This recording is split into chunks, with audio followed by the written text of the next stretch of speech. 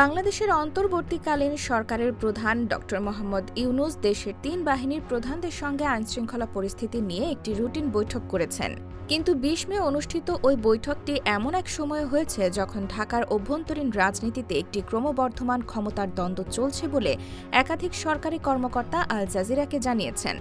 বাংলাদেশের সামাজিক ও মূলধারার গণমাধ্যমে এই উত্তেজনাকে অন্তর্বর্তী প্রশাসন ও সশস্ত্র বাহিনীর মধ্যে স্নায়ু যুদ্ধ হিসেবে উপস্থাপন করা হয়েছে। এমন পরিস্থিতি এখন ইউনূসের ভূমিকার ভবিষ্যৎকে হুমকির মুখে ফেলেছে। বাংলাদেশ সেনাবাহিনী ২০২৪ সালের জুলাই থেকে মোতায়েন রয়েছে। যদিও ২০২৪ সালের আগস্টের মাঝামাঝিতে পুলিশ আবার দায়িত্বে ফিরে আসে, তবে দেশ জুড়ে চলমান অস্থিরতার কারণে সেনাবাহিনীর মোতায়েন এখনও বহাল রয়েছে। এটিকে মূলত বেসামরিক সামরিক সমঝোতার অংশ হিসেবে দেখা হচ্ছে। এর আগে গেল বুধবার বাংলাদেশের সেনাবাহিনী প্রধান জেনারেল ওয়াকারুজ্জামান প্রকাশ্যে আহ্বান জানান যে জাতীয় নির্বাচন ২০২৪ সালের ডিসেম্বরের মধ্যেই অনুষ্ঠিত হওয়া উচিত। এ সময় তিনি সতর্ক করে বলেন, দীর্ঘমেয়াদী বেসামরিক দায়িত্ব পালনে সেনাবাহিনী নিয়োজিত থাকলে দেশের প্রতিরক্ষা ব্যবস্থা দুর্বল হয়ে পড়তে পারে। এদিকে রাজনৈতিক দলগুলোর সঙ্গেও অন্তর্বর্তী সরকারের উত্তেজনা রয়েছে।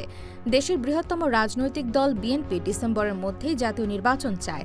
এক্ষেত্রে তারা অনড়। অন্যদিকে এবছরের শুরুতে ছাত্রদের নেতৃত্বাধীন দল জাতীয় নাগরিক পার্টি এবং আরও কয়েকটি দল বলছে, যে কোনো নির্বাচনের আগে দেশ জুড়ে ব্যাপক সংস্কার ও গত কয়েক বছরের ছাত্র আন্দোলনে দমন পীড়নের ঘটনায় জড়িত সাবেক আওয়ামী লীগ নেতাদের বিচার নিশ্চিত করতে হবে।